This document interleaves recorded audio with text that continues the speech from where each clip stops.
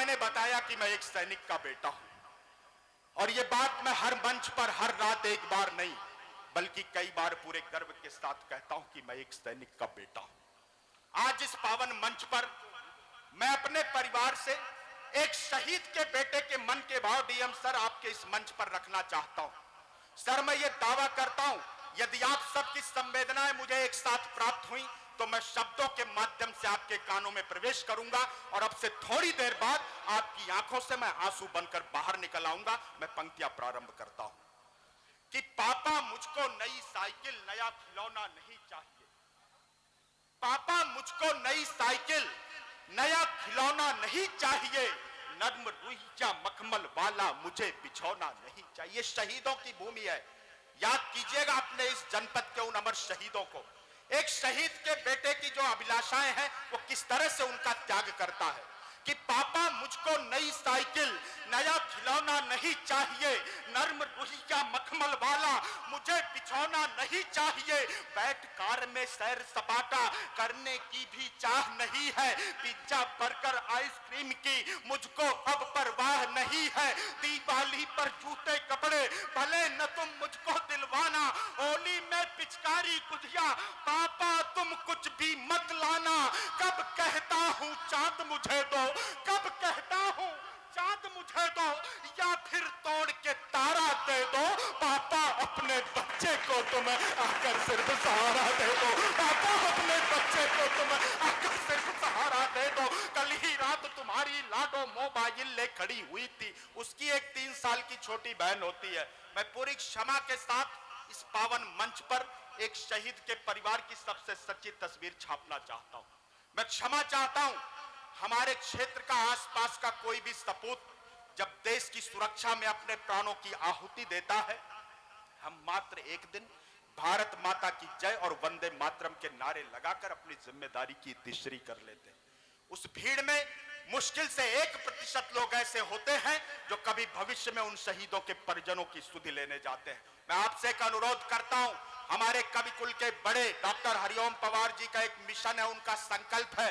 आप भी ये संकल्प लीजिए आज इस पावन अनुष्ठान में। आपके आसपास क्षेत्र का कोई ना कोई सपूत देश की सुरक्षा में अवश्य शहीद हुआ होगा।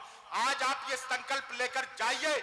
आप वर्ष में कम से कम एक बार किसी भी त्योहार पर 15 अगस्त, 26 जनवरी, होली, दीपावली कभी भी एक मिठाई का डिब्बा और एक गुलदस्ता लेकर उन शहीदों के परिजनों के पास जाइए और उन्हें एहसास कराइए कि आपके बेटे की कुर्बानी ये समाज ये देश भूला नहीं। और इतनी खामोशी के साथ ऐसे शुभ संकल्प नहीं लिए जाते। मैं पंक्तियां निवेदित करता हूं। कल ही रात तुम्हारी लाडो मोबाइल ले खड़ी हुई थी। पापा से अब बात करा दो, मुझसे जिद पर अड़ी हुई थी। घर में जो खुशियां ले आए ऐसी कोई राह नहीं है। मम्मी अंदर रो लेती है, उसके दुख की थाह नहीं है। सपने में ही साथ तुम्हारे पापा अक्सर सो लेता हूँ। जब जब याद तुम्हारी आई मौन अकेला रो लेता हूँ। अपनी बाहों में भरकर तुम, अपनी बाहों में भरकर तुम मुझको ये जग सहारा दे दो।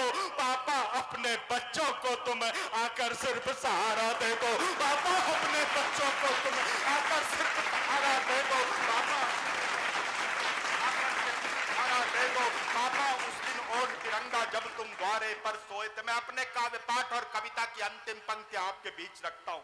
यदि आपने कभी किसी शहीद के अंतिम दर्शन किए हैं तो थोड़ी देर वो दृश्य जीवंत करूंगा और आपकी आकाश भर तालियों के बीच विदा चाहूंगा। मैं पंक्तियां निवेदित करता हूं। पापा उस दिन ओढ़ तिरंगा जब तुम द्वारे। मैं अपने जीवन की भी सच्ची पंक्तियां आपके सम्मुख रखने जा रहा हूं। आपका विशेष मन मांगता हूं। पापा उस दिन ओढ़ तिरंगा जब तुम द्वारे पर सोए थे। दादा दादी मम्मी तुमको बाहों में भरकर रोए थे। पापा उस दिन ओढ़ तिरंगा जब तुम द्वारे पर सोए थे।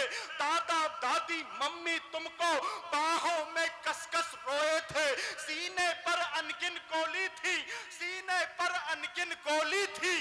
धड़के संग साथ नहीं था। पैर तो दोनों ठीक थे पापा, आया दाया हाथ नहीं था। पैर तो दोनों ठीक थे पापा, आया दाया हाथ नहीं था। घर पर भारी भीड़ जमाते विदा कीजिएगा।